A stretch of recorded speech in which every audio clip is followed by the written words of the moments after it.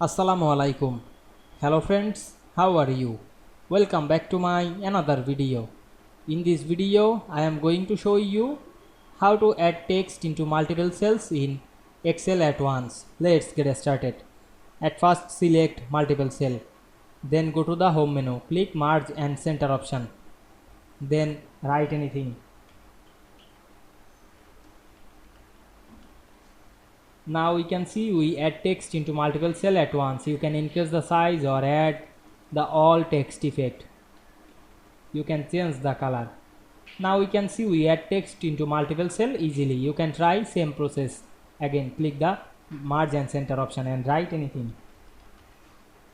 I hope you enjoyed my video. Please like, comment, share and subscribe my channel. Thanks for watching.